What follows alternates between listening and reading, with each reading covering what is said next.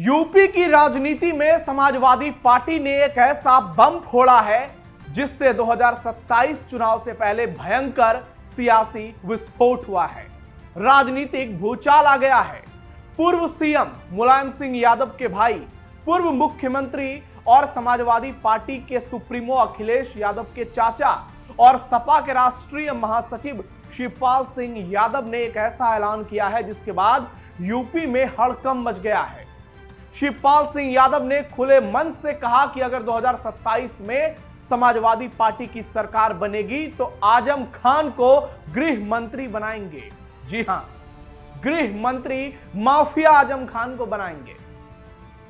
गृह मंत्री वही पद है जिसके पास पूरे प्रदेश की कानून व्यवस्था की जिम्मेदारी होती है, पुलिस की कमान होती है, अपराधियों माफियाओं पर एक्शन की पूरी जवाबदेही होती है, जिसके पद पर आज उत्तर प्रदेश के मुख्यमंत्री योगी आदित्यनाथ विराजमान है। जी हां, मुख्यमंत्री के साथ वो गृह मंत्री भी हैं। ऐसे में सवाल यह है कि आखिर अखिलेश यादव की पार्टी आजम खान को गृह मंत्री बनाकर उत्तर प्रदेश की जनता को क्या मैसेज दे रही है?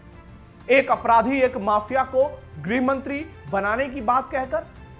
आजम खान एक पोषित माफिया है, अपराधी है जिस पर 100 से ज्यादा केस दर्ज हैं। करीब 8 मामलों में उस पर फैसला सुनाया जा चुका है, सजा भुगत रहा है वो जेल में बैठकर, अपराध साबित हुए हैं। ऐसे में शिवपाल का बयान तो यही बताता है कि अभी सरकार बनी भी नहीं है, लेकिन वही वाली सोच आ गई है। जिस गाड़ी में लगा हो सपा का झंडा, समझ लो उसमें बैठा है गुंडा। अभी सरकार बनी नहीं है, लेकिन बनने से पहले देखिए कैसे दहशत फैलाया जा रहा है। लेकिन जब सरकार बन जाएगी तो सोचिए, उत्तर प्रदेश की कमान टॉप गुंडे, माफिया और अपराधी के पास होगी। यही समाजवादी पार्टी का असली चरित्र है। जैसे एक दौर में अतीक अहमद, आजम खान, मुख्तार अंसारी, विकास दुबे का दबदबा था। कुछ लोग पोषित माफिया थे, योगी ने उनको मिट्टी में मिला दिया। योगी सरकार के माफिया मुक्त उत्तर प्रदेश के दावे के बीच शिवपाल का ये ऐलान अब अखिलेश के लिए सबसे घातक बयान बन गया है, जो 2027 में उनकी हार का सबसे बड़ा कारण बन सकता है। नमस्कार, मैं हूं नवेंदु और आप देख रहे हैं थर्ड आई। और आज आपको बताएंगे शिवपाल यादव ने कैसे समाजवादी पार्टी की कहानी को खत्म कर दिया है, कैसे चुनाव से पहले ही सपा की हार की स्क्रिप्ट लिख दी है। लेकिन सबसे पहले आपको वो बयान सुनाते हैं जिस बयान ने पूरे उत्तर प्रदेश में सनसनी मचा दी है। जरा सुनिए। तो इसलिए इनको आपकी बात हराना है और उत्तर प्रदेश में समाजवादी पार्टी की सरकार बनाना है। अखिलेश यादव को मुख्यमंत्री बनाना है, तब इनको सबको आजम भाई को रक्षा मंत्री बनाना है। बिल्कुल बनेगा। रक्षा मंत्री नहीं, पहले गृह मंत्री। रामपुर जेल में आजम खान से शिवपाल यादव की मुलाकात, घंटे भर की बात और उसके बाद एक दिया बयान यूपी की राजनीति में बवाल कर गया। शिवपाल ने खुलेआम कह दिया कि 2027 में सपा की सरकार बनेगी तो आजम खान को गृह मंत्री बनाया जाएगा। क्या किसी राजनीतिक दल को सत्ता में वापसी से पहले ऐसा विवादित और गैर लोकतांत्रिक बयान देना चाहिए, वो भी जब प्रदेश के सीएम उत्तर प्रदेश को माफिया मुक्त बना रहे हैं? यूपी मॉडल की चर्चा पूरी दुनिया में है, कानून व्यवस्था में उत्तर प्रदेश नंबर 1 है और यह बयान शिवपाल यादव ने दिया है, जो सपा के कर्ता धर्ता भी हैं, अखिलेश के चाचा हैं। और अखिलेश यादव की सहमति के बगैर इतना बड़ा बयान कोई कैसे दे सकता है, वो भी शिवपाल सिंह यादव जैसे एक कद्दावर नेता। और अभी आपको और सुनाते हैं कैसे आजम खान की तारीफ में शिवपाल यादव ने कसीदे पढ़े हैं। जरा सुनिए। देखिए, आजम खान साहब, मैंने बताया कि 10 बार के विधायक, 2 बार के सांसद, अब्दुल्ला 2 बार के पत्नी उनकी राज्यसभा सदस्य रही, विधायक रही, प्रिंसिपल रही डिग्री कॉलेज में।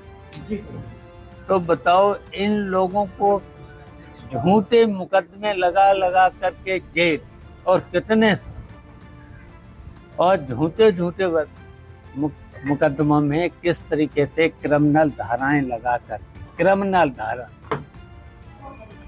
बताओ। यहाँ की जनता से हमने तो पूछा भी है, बताओ। सब लोग तारीफ करते हैं जनता यहाँ की, कुछ ही लोग हैं शरारती लोग।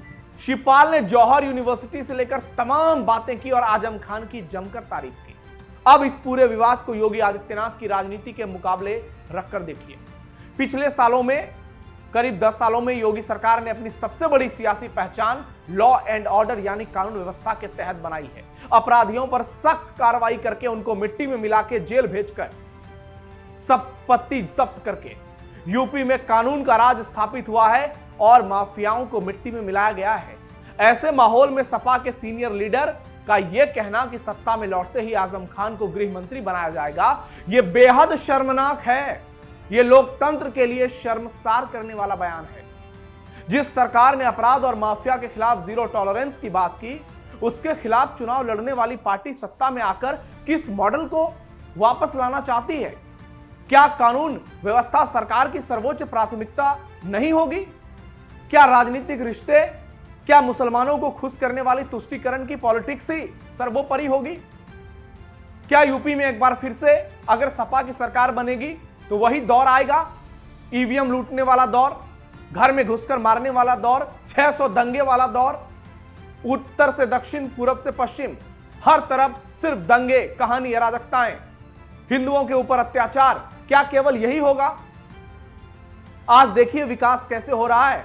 इतना बड़ा प्रदेश, पाकिस्तान से ज्यादा आबादी है यूपी की, और उसके बावजूद योगी आदित्यनाथ ने सारे माफियाओं को बांध के रखा है।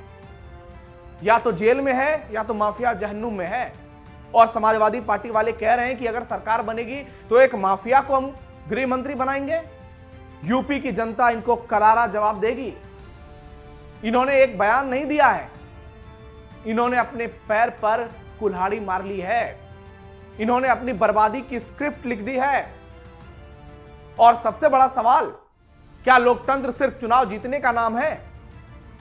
या लोकतंत्र का असली मतलब कानून व्यवस्था का राज है, संस्थाओं की निष्पक्षता है और जनता के भरोसे की रक्षा भी है?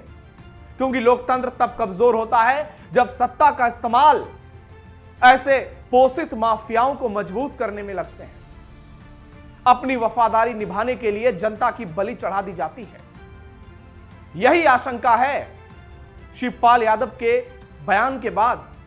लेकिन जनता को ही तय करना है, पूरा अधिकार उन्हीं के पास है। जिस व्यक्ति को कानून व्यवस्था की जिम्मेदारी दी जानी है वो लोग तय करेंगे, योगी आदित्यनाथ को ही मिलेगी। क्या उसकी सार्वजनिक छवि उस जिम्मेदारी के अनुरूप है आजम खान की? और आज के दौर में जनता कभी ऐसा नहीं करेगी। बहुत मुश्किल से यूपी की हालत बदली है। समाजवादी पार्टी की घटिया सोच एक्सपोज। शिवपाल ने इतना बड़ा ऐलान कर दिया, किस आधार पर किया? यही कारण है कि रामपुर से निकला यह बयान सिर्फ आजम खान की राजनीतिक वापसी का सवाल नहीं है। योगी के रहते हुए ऐसे ही अब वो वापसी नहीं कर सकते।